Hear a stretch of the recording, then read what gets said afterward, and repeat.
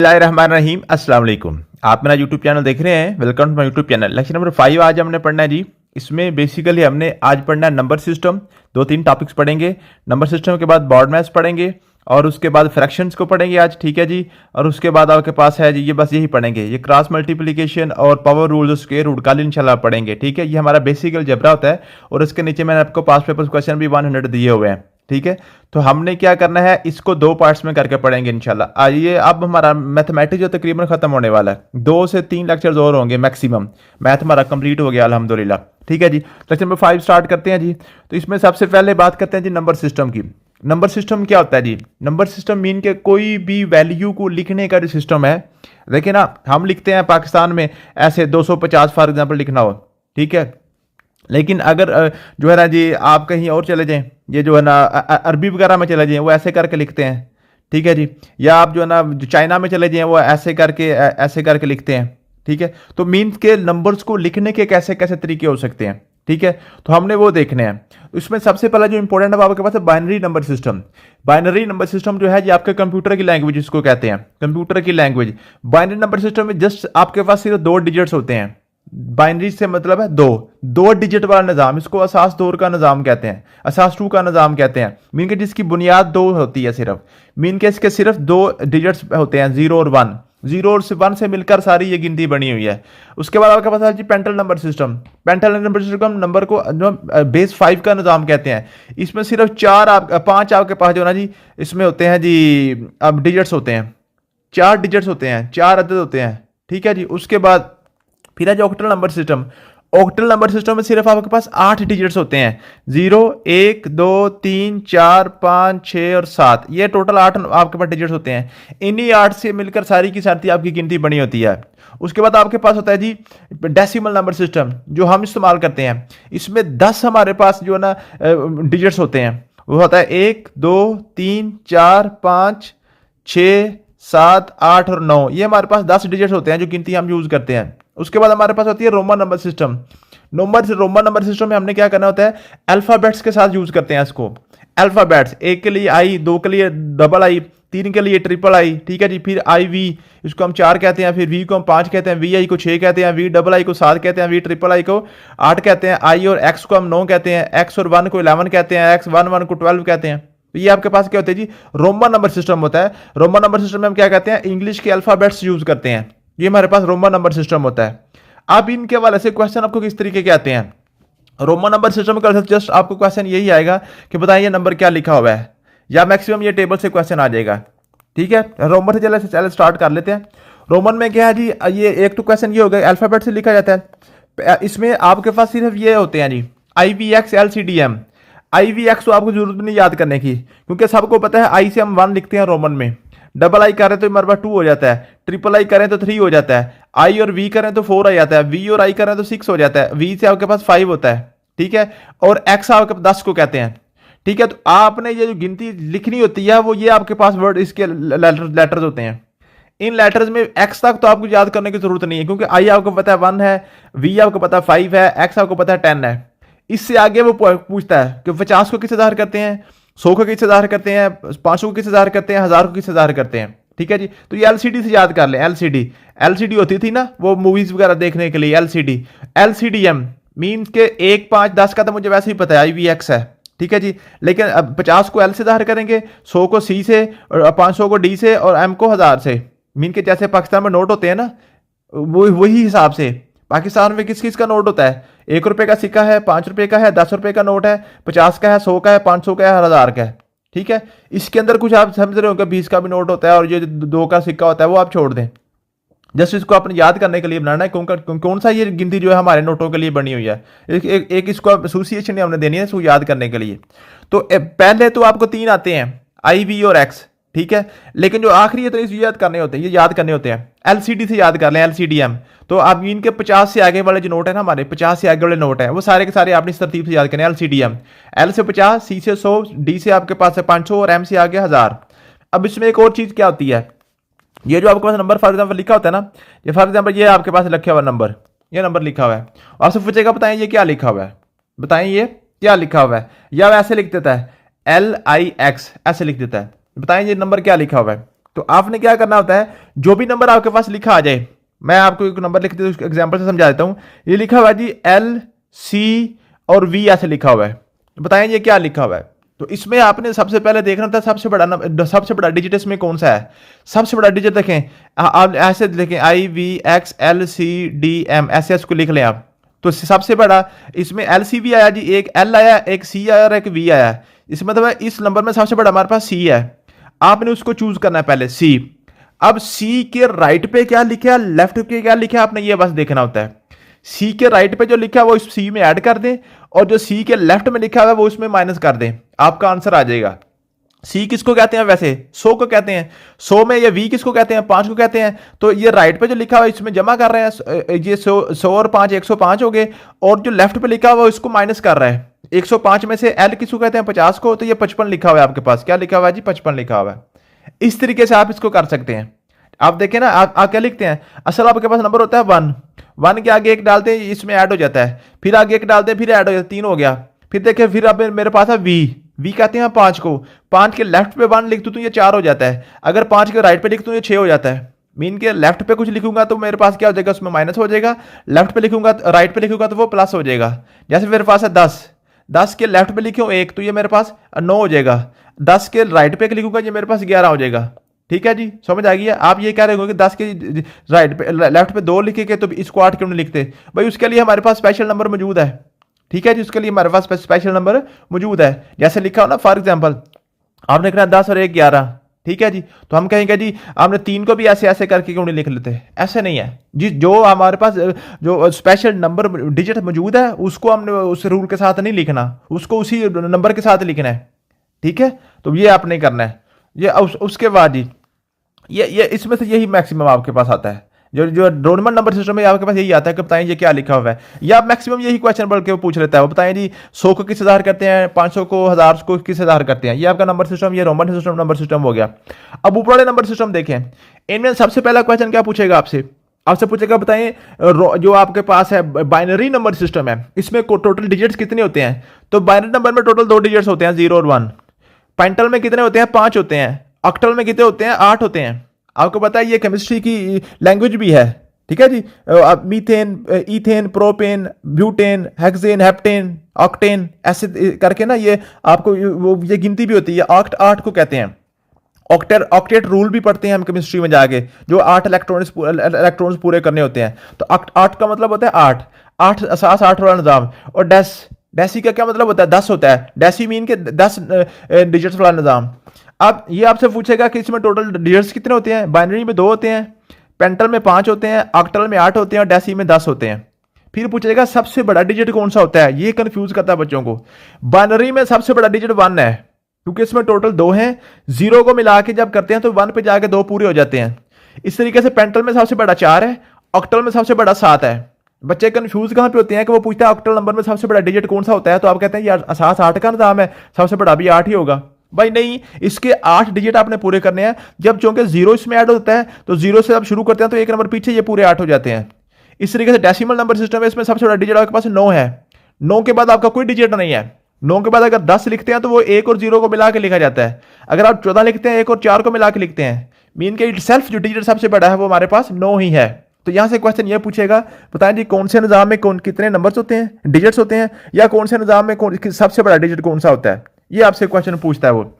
उसके बाद कौन सा क्वेश्चन पूछता है, उसके बाद इनकी कन्वर्जन को पूछता है। इनकी कन्वर्जन को पूछता है कि जी असास 2 के निजाम को 8 में चेंज करें, असास 8 को अपने जो कहते हैं जी वो उसको डेसिमल में चेंज करें, डेसिमल को ऑक्टल में, ऑक्टल को पेंटल में, पेंटल को बाइनरी में। ठीक है जी, उसको कहता है इस तरीके से आप चेंज करें। जैसे फॉर एग्जाम्पल लिखी हुई है, आपसे पूछता है जी, कहता है जी ये है 1 1 0 1 0 1 असास 2, इसको कहता है जी किस में चेंज करें जी, डेसिमल नंबर सिस्टम में चेंज करें। जब इसको आपने चेंज करना है तो आप क्या करेंगे, ये जो आपका बेस होती है ना, जो आपका असास होता है, उसको आपने सारे अंदर डिजिट के साथ बारी बारी मल्टीप्लाई कर देना होता है। सारी सब के साथ बारी बारी मल्टीप्लाई करके इसको जमा कर दें। 2 को पहले 1 के साथ मल्टीप्लाई करें, ठीक है जी, 1 के साथ मल्टीप्लाई किया, फिर आगे 0 के साथ मल्टीप्लाई करें, फिर जमा कर दें, फिर इसको 1 के साथ मल्टीप्लाई करें, फिर जमा कर दें, फिर जमा करके आप क्या करें 0 के साथ मल्टीप्लाई करें। ठीक है, 0 × 2, फिर आपके पास आ गया जी 1 × 2। मीन के जितने भी अंदर नंबर थे सबको 2 के साथ बारी बारी मल्टीप्लाई कर दिया और सबको जमा कर दिया। एक बात होगी। दूसरी बात आपने क्या करनी है, एंड से शुरू करना है, एंड से शुरू करेंगे। 2 की पावर 0, 2 की पावर 1, 2 की पावर 2, 2 की पावर 3, 2 की पावर 4, आपने पूरी गिनती लिख देनी है। अब देखें, 1 ज़रब 2 की पावर 4 कितना होता है? 2 की पावर 4 का मतलब होता है 2 को 4 दफा आपस में मल्टीप्लाई करें। 2 2 बार 4, 4 4 4 2 बार 8, 8 2 बार 16। इसका मतलब है 1 ज़रब 16, आगे जमा 0 को जिससे भी मल्टीप्लाई करें 0 हो जाता है। आगे 1 की पावर 2 की पावर 2 है तो 1 ज़रब 4 आ गया। 2 की पावर 2 आपको पता 4 होता है, फिर 0 है, 0 जिसके साथ मल्टीप्लाई होगा 0 हो जाएगा सारा कुछ। अब 1 मल्टीप्लाई बाय 2 की पावर 0, तो किसी भी नंबर की जब पावर 0 आती है वो 1 के बराबर होती है। ये आपसे क्वेश्चन बड़ा इंपॉर्टेंट क्वेश्चन बार बार पूछता है, बताएं जी x की पावर 0 किसके बराबर है? तो ये 1 के बराबर होती है। 10 की पावर 0 किसके बराबर होती है? 1 के बराबर होती है। जो दुनिया जहान का कोई भी नंबर आ जाए जब उसकी पावर 0 होती है तो वो 1 हो जाता है। उसके मतलब क्या होता है? 1 होता है। इसका मैं जो इसका सोल्यूशन है वो आपको जब हम पढ़ेंगे ना, जिसमें हम पढ़ेंगे जी, इसमें पावर रूल्स में पढ़ेंगे जाके। जैसे लिखा ना 10 की पावर 0 है, इसको हम करते हैं 10 की पावर 1 माइनस 1 करके, तो 10 की पावर 1 और 1 नीचे ला के इसको काट के 1 आंसर ले आते हैं। ठीक है, तो ये हम पावर रूल में जाके पढ़ेंगे इंशाल्लाह। ठीक है, इसमें जस्ट अब यहाँ पे आप यही बात याद रखें, किसी भी नंबर की जब पावर 0 होती है वो 1 के बराबर हो जाता है। ठीक है, आप देखें, 1 ज़रब 16 आपके पास 16 आ गया, जमा 0 आ गया, जमा 1 ज़रब 4 4 आ गया, जमा आपके पास आ गया जी आगे 0, जमा आपके पास 1 ज़रब 1 आपके पास आ गया 1, 16 और 4 20 और 1 आपके पास 21, तो इसका आंसर आपके पास 21 था। ठीक है जी, ये अब हमारा किस में चेंज हो गया? डेसिमल नंबर सिस्टम में चेंज हो गया, डेसिमल नंबर सिस्टम में चेंज हो गया। ठीक है जी, समझ आ गई है? इस तरीके से आपने इसको चेंज कर सकते हैं। अगर आपका 5 वाला निज़ाम होगा तो फिर आप क्या करेंगे? जैसे ये लिखा हुआ है आपके पास, लिखा हुआ है जी, ये कोई भी वैसे 5 के निज़ाम का ये लिखा हुआ है, ये लिखा हुआ है 14 और बाहर लिखा हुआ है 5, इसको कहता है डेसिमल में चेंज करो। या क्या कहता है जी, 1 2 3 4 5 सारा सारा लिखा हुआ है, 1 2 3 4 और इसको 5 में कहता है जी इसको डेसिमल में कन्वर्ट करो। तो आप क्या करेंगे? इस 5 के साथ मल्टीपल बारी बारी सबको करेंगे। 1 ज़रब 5 जमा 2 ज़रब 5 जमा 3 ज़रब 5 जमा 4 ज़रब 5, और एंड से आप गिनती पूरी कर देंगे। 5 की पावर 0, 5 की पावर 1, 5 की पावर 2, 5 की पावर 3। ठीक है जी, 1 ज़रब 5 की पावर 3 किसके बराबर होता है? 125 के बराबर, क्योंकि 5 की पावर 3 का मतलब है 5 को आपने आपके साथ 3 दफा मल्टीप्लाई करें। 5 बार 25, 25 5 बार 125, जमा आपके पास आ गया 2 ज़रब 5 के बाद 2 आपके पास आता है 25, फिर जमा 3 ज़रब 5 के बाद 1 होता है 5, जमा 4 5 के बाद 0 आपके पास हो गया 1।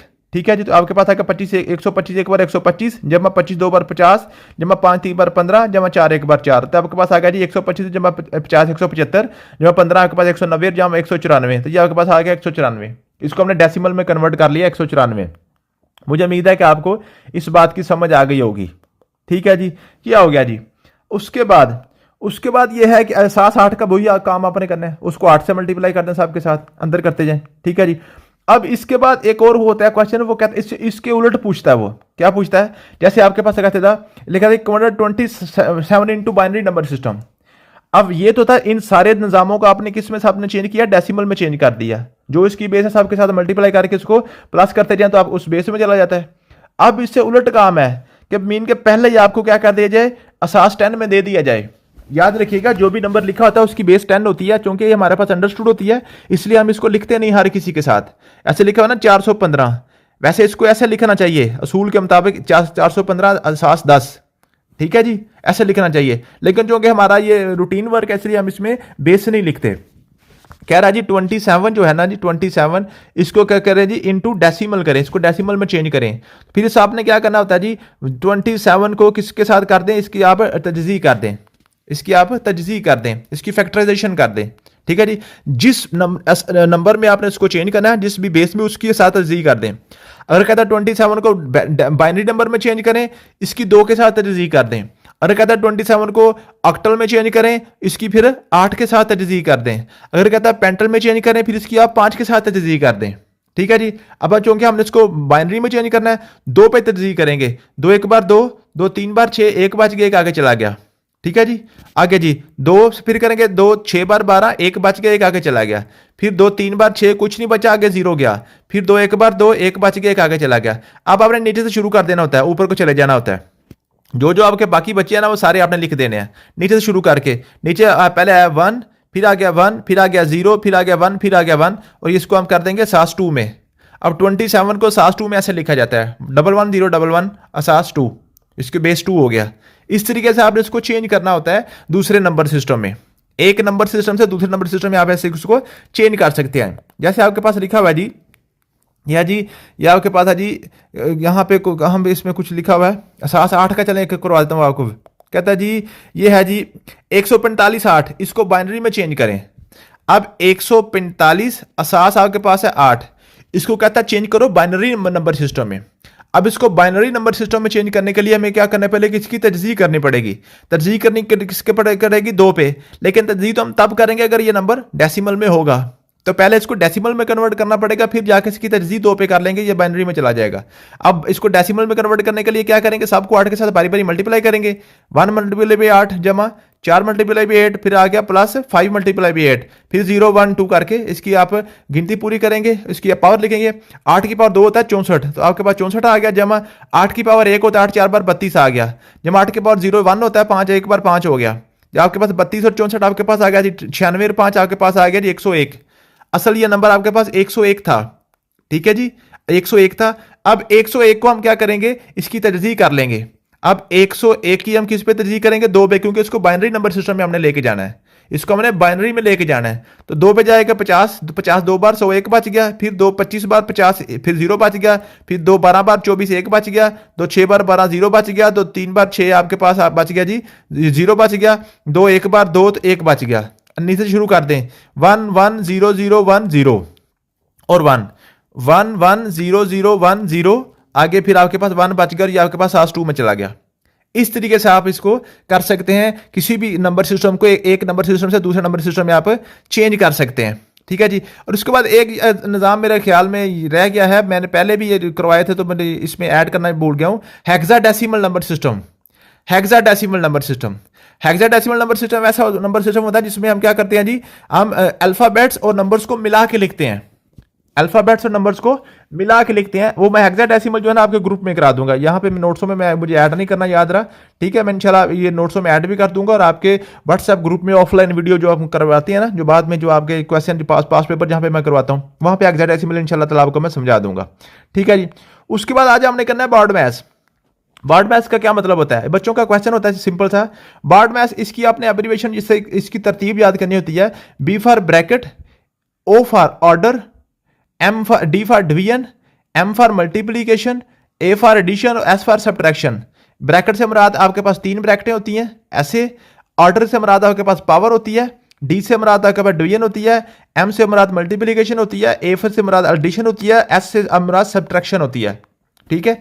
मीन्स कि अगर किसी क्वेश्चन में एक क्वेश्चन में एक से ज्यादा अलामतें आ जाएं, जैसे लिखा हो ना 2 जमा 4, आपको पता है इसको जमा करना है 2 4 6, अगर लिखा हो 2 जमा 4 नफी 6, अब हमें नहीं पता पहले जमा करूं कि पहले तफरीक करूं, क्योंकि इस 4 का तल्लुक 2 के साथ भी है, 4 का तल्लुक 6 के साथ भी है, किसके साथ पहले जाए, तो ये ऐसे होता है, ठीक है जी। तो अगर एक ही क्वेश्चन में एक से ज्यादा अलामतें आ जाएं, 1 जमा 2 जमा 3 जमा 4 जमा 8 जमा 6 ऐसे आ जाए, तो अब क्या करेंगे, हमें पता सारा जमा हो रहा है, सबको जमा कर देंगे फौरी।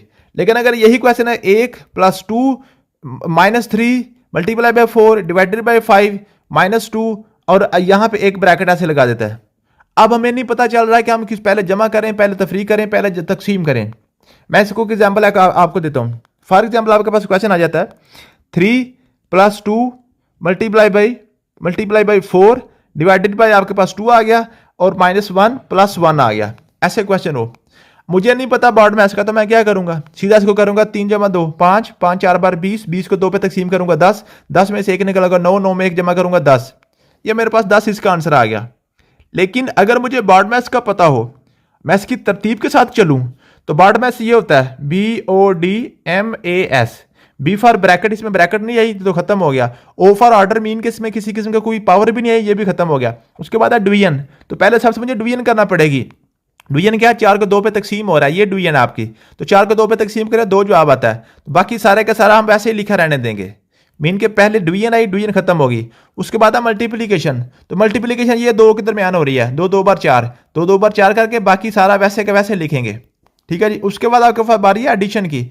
अब देखिए एक एडिशन आपके पास ये हो रही है, एक एडिशन आपके पास ये हो रही है। हमने क्या करना था, एडिशन वाले सारे नंबर एक तरफ करने होते हैं और सब्ट्रैक्शन वाले एक तरफ करने होते हैं। तो ये 3 भी प्लस का है, 4 भी प्लस का और 1 भी प्लस का, और एक 1 आपका माइनस का अलहदा हो गया, ठीक है। अब जमा करें, 3 4 7, सारे 8, 8 में से एक आंसर आ गया 7। अब देखें अगर मैंने बार्ड मैथ्स के मुताबिक करूं, यही क्वेश्चन का आंसर 7 आया है, इसको बार्ड मैथ्स के बगैर करूंगा तो आंसर 10 आ जाएगा, तो वो गलत होगा। तो जब किसी भी क्वेश्चन में एक से ज्यादा अलामतें आ जाती हैं तो आपने क्या करना है, तो उसको बार्ड मैथ्स के मुताबिक आपने सॉल्व करना होता है।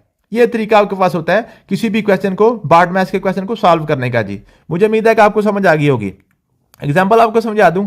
एग्जाम्पल में क्या जी, एग्जाम्पल में ये है कि 6 + 2 × 5 - 3² डिवाइडेड बाई 2। अब इसमें आप फटाफट लिख लें बार्ड मैथ्स। सबसे पहले ब्रैकेट, ये ब्रैकेट आई है। अब ब्रैकेट के अंदर क्या हो रहा है, 5 में से 3 निकल रहा है तो उसको पहले कर दें, बाकी सारे का सारा वैसे का वैसे अलाम तो समेत लिख दें। ठीक है जी, तकसीम 2, 5 में से 3 निकालने तो आपके पास 2 आ गया, ऊपर आ गया मुरब्बा। ठीक है, अब ब्रैकेट के अंदर कुछ भी नहीं हो रहा, एक ही नंबर आ गया, उसका सारा सोल्यूशन हो गया, ऑपरेशन कोई नहीं है ब्रैकेट के अंदर हो गया। लेकिन ब्रैकेट के बाद किसकी बारी आती है, ऑर्डर की। ऑर्डर कहते हैं इसके, हम किसको कहते हैं जी, उसके पावर को। तो ये पावर आपको नजर आ रही है, बाकी सारा वैसे का वैसे इलामतों समेत लिखें। 2 की पावर 2 आपके पास 4 होता है, ये आपने सॉल्व कर लिया। अब ऑर्डर के बाद आता है डिवीजन की बारी, तो ये आपके पास डिवीजन है, बाकी सारा वैसे का वैसे लिखें अलामतों समेत। 4 तकसीम 2 आपके पास 2 होता है, 4 को 2 पे तकसीम करें 2 आंसर आ गया। अब डिवीजन भी खत्म होगी, उसके बाद बारी है मल्टीप्लिकेशन की। ये आपके पास मल्टीप्लिकेशन हो रही है 2 नंबर्स के दरमियान, तो पहले इनको करेंगे, 6 जमा वैसे रहेगा, 2 2 बार 4 आ गया। ठीक है, अब मल्टीप्लिकेशन के बाद बारी है एडिशन की, 6 जमा 4 10 आ गया, सब्ट्रैक्शन इसमें था ही नहीं। तो ये अब इस तरीके से आप इसका आंसर निकालते हैं। हमने इसको क्या करना होता है, एक तरतीब के साथ क्वेश्चन को लेकर चलना होता है। अगर तरतीब हम ना करेंगे तो सारा आंसर खराब हो जाएगा। इसमें एक जो क्वेश्चन पेपर में आता है हमेशा वो ये होता है कि एंड पे जाके आपके पास ऐसे कोई रकमें बच जाती हैं, 2 जमा 4 - 3 जमा 4 और जमा 6 - 2।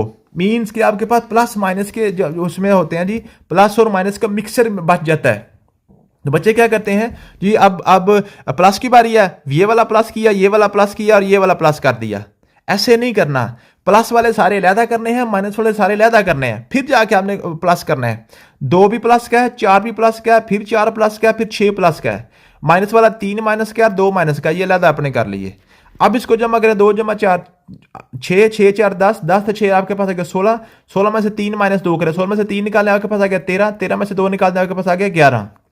लेकिन अगर मैं ऐसे नहीं करूंगा, इनको लहदा नहीं करूंगा, तो 2 जमा 4 मैंने 6 कर दिया, -3 वैसे लिख दिया, और उसके बाद 3 जमा 4 मैंने कर दिया, मेरे पास जमा था ना 3 जमा 4 7 कर दिया, 7 में 6 जमा कर दिया 13 कर दिया, ऐसे कर दूंगा -2।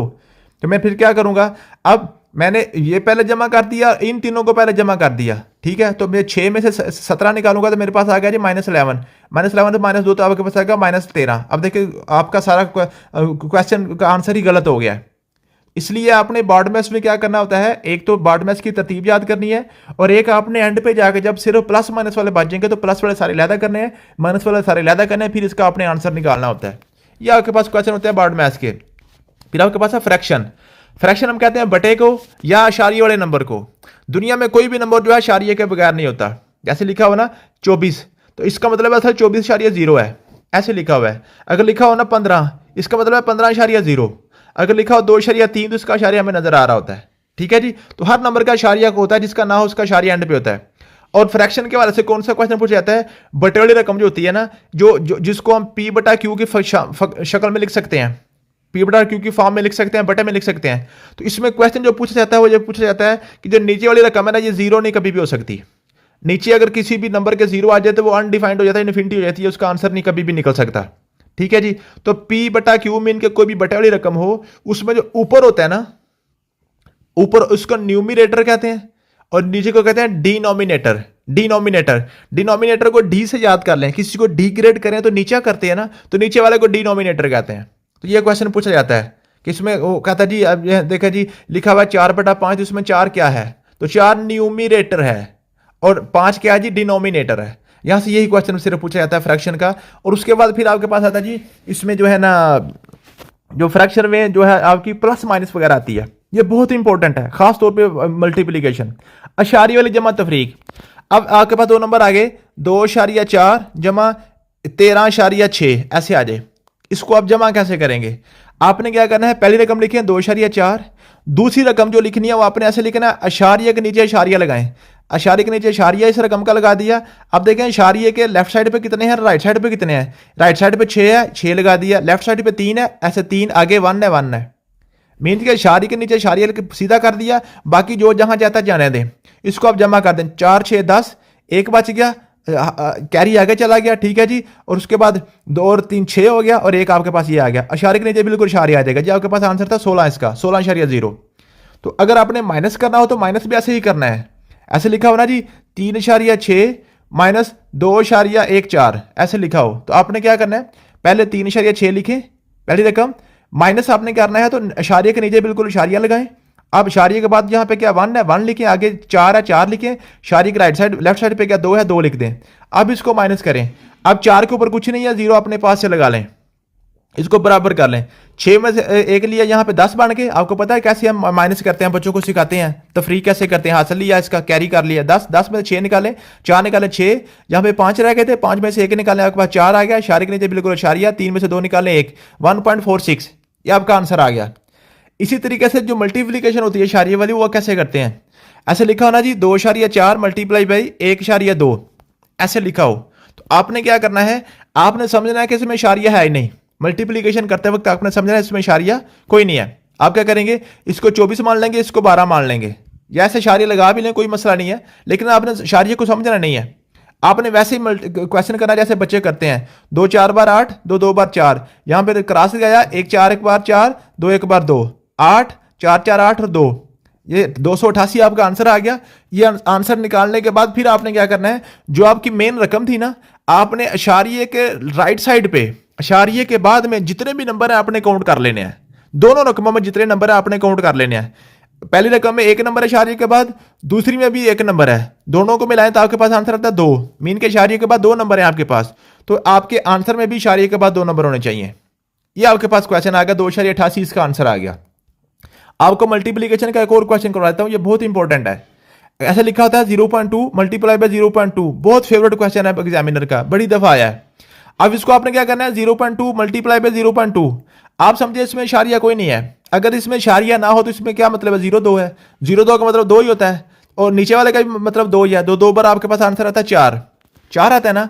लेकिन आपने इसका इशारिया लगाना है, क्या कैसे, इशारे के बाद नंबर काउंट करें, 1 नंबर है, फिर यहाँ पे इशारे के नंबर 1 नंबर है, 1 और 1 दोनों आपके पास हो गए, 2 नंबर हो गए। इशारे के बाद टोटल आपके पास रकमों में 2 नंबर है, तो आपके आंसर में भी इशारे के बाद 2 नंबर आने चाहिए। लेकिन मेरे आंसर में तो नंबर ही सिर्फ 1 है, फिर मैं क्या करूंगा, एक ये नंबर छोड़ूंगा, एक इसके आगे अपने पास से 0 लगा के 2 नंबर पूरे करके ये इशारिया लगाऊंगा, तो मेरे पास आएगा 0.04। इशारिये से पहले जितने मर्जी 0 लगाएं उसका कोई वैल्यू नहीं होती, जितने मर्जी लगा लें, ठीक है जी। और इशारिये के बाद सबसे एंड पे भी जितने मर्जी 0 लगाएं उनकी भी कोई वैल्यू नहीं होती। इशारिया और किसी नंबर के दरमियान जो 0 होता है ना फंसा हुआ, उसकी वैल्यू होती है, ठीक है जी। मुझे उम्मीद है कि आपको मल्टीप्लीकेशन भी समझ आ गई होगी। एक और क्वेश्चन मल्टीप्लीकेशन का करवा देता हूं। 1.31 मल्टीप्लाई बाय आपके पास आ जाता है जी 4.1, ऐसे आ जाता है। आपने ऐसे ही करना है, 1.31 मल्टीप्लाई बाय 4.1 लिखना इशारिया है, लेकिन आपने क्या करना है, इसको इशारिया माइंड में नहीं रखना मल्टीप्लाई करते हुए। 1 1 बार 1, 1 3 बार 3, 1 1 बार 1, उसके बाद 4 1 बार 4, 4 3 बार 12, 4 1 बार 4 और 1 5, ठीक है जी। 1 4 3 7, 2 1 3 और आपके पास आ गया 5। आपका आंसर आ गया 53 5371। लेकिन मैंने अब इसमें इशारिया भी लगाना है, कैसे लगाऊंगा, अपनी जो मेन रकम है उसमें देखूंगा इशारे के बाद कितने नंबर है, 2 नंबर है, इसके में इशारे के बाद 1 नंबर है, इशारे के बाद टोटल नंबर आ गया 3। मेरे आंसर में भी 3 आना चाहिए एंड पे, एंड से मैं 3 नंबर छोड़ के 1 2 3 छोड़ के इशारिया लगा दूंगा, मेरा आंसर आ गया 5.371। इस तरीके से आप मैंने इसकी मल्टीप्लीकेशन करनी होती है। अगर मुझे डिवीजन करना पड़े, तकसीम करनी पड़ी, वो मैंने कैसे करनी है, तकसीम फॉर एग्जांपल आपके पास क्वेश्चन आ जाता है 1.44 डिवाइडेड बाय 1.2, ऐसे आ जाता है। आपने समझना है इसमें इशारिया कोई नहीं है, इशारिया इसमें कोई नहीं है। आपने बिल्कुल उसी तरीके से इसको करना है जैसे आप आम तकसीम करते हैं, 144 अंदर 12 बाहर, बिल्कुल सेम उसी तरीके से आप करें, ठीक है। तो 12 1 बार 12, 2 बच के ऊपर से 4 उतारेंगे, 12 2 बार 24, आंसर क्या बच गया आपके पास 12। अब आंसर में मैं इशारिया कैसे लगाऊंगा, मल्टीप्लीकेशन में मैंने क्या किया था, दोनों रकमों के इशारिये मैंने देखे थे, दोनों रकमों में जितने इशारिये के बाद नंबर्स आए थे उतने मैंने आंसर में भी छोड़ दिए थे, दोनों को जमा करके। लेकिन तकसीम में थोड़ा सा उलट काम कर देना है कि पहली रकम के बाद जितने इशारिये हैं, पहली रकम है, इशारिये के बाद कितनी रकमें हैं, और दूसरी में जितनी रकमें हैं, दोनों का फर्क निकाल लेना है। इसमें 2 है और इसमें 1 है, दोनों को माइनस करिए आंसर आता है 1। मीन्स के आपके जो आंसर है उसमें इशारे के बाद 1 नंबर आएगा, 1.2 आ गया, आखिर से 1 नंबर छोड़ के आप लगा दें। ठीक है जी।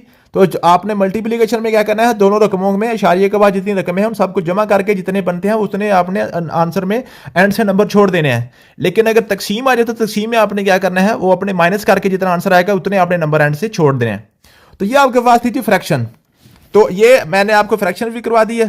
ठीक है जी, ये मैंने इसके लिख दिया। कल इंशाल्लाह क्रॉस मल्टीप्लिकेशन, पावर रूल और उसके बाद एक्सपोनेंट्स वगैरह, स्क्वायर रूट वगैरह करेंगे। और ये नीचे मैंने आपके पास पेपर क्वेश्चन डाले हैं, ये आपके पास तकरीबन 118 क्वेश्चन है, इसमें सारे मिक्स क्वेश्चन है। तो इसमें आपने ढूंढने हैं सबसे पहले कि आज जो हमने टॉपिक पढ़े हैं उसमें हमने पढ़ा जी नंबर सिस्टम, उसके बाद फिर हमने पढ़ा जी इसमें जो बार्ड मैथ्स पढ़ा है, फिर हमने पढ़ा जी फ्रैक्शन। ये 3 टॉपिक्स के रिलेटेड जितने भी यहां पे क्वेश्चन है ना वो आपने करने हैं, बाकी छोड़ते जाना है। जैसे ये पहला लिखा हुआ ना, पहला आपके पास क्वेश्चन कौन सा है, पहला क्वेश्चन आपका जो स्क्वायर रूट का आ गया है, जजर वाला आ गया जी, आप छोड़ दें क्योंकि ये हम कल पढ़ेंगे। ठीक है, तो इनमें से सबसे एक तो आपको ये भी पता चल जाएगा कि आपको पहचान हो जाएगी कि आपके जो है ना कौन सा क्वेश्चन कौन सी टाइप का है, कौन सा क्वेश्चन कौन से कंसेप्ट से होना है, वो आप उसको अलग कर लेंगे और उसके बाद फिर आप उसको सॉल्व करेंगे। उसके आंसर साथ दिए हुए हैं। ठीक है, इसके साथ मैच करेंगे। और मैंने आपसे बात की थी कि मैं सारे क्वेश्चन सॉल्व करके भी भेजूंगा इंशाल्लाह, क्योंकि वो रेशियो एंड प्रोपोर्शन की जूम वाली क्लास में थोड़ा मसला हुआ था, तो मैं ये भी इंशाल्लाह ताला आपको सारे के सारे सॉल्व करके भेज दूंगा। ठीक है जी, क्योंकि मैथ की थोड़ी सी टाइपिंग मुश्किल होती है, मैथ टाइप नहीं होता। ठीक है जी, तो टाइपिंग में थोड़ा सा टाइम लग रहा है, इस वजह से आपकी रेशियो एंड प्रोपोर्शन वाली फाइल जो है ना वो तैयार नहीं हो रही। तो ये भी, इसका भी थोड़ा सा टाइम लग जाएगा, लेकिन आप ऐसे करें, इसको खुद कोशिश करने की, इसको सॉल्व करने की कोशिश करें। थैंक यू सो मच, अल्लाह हाफिज़।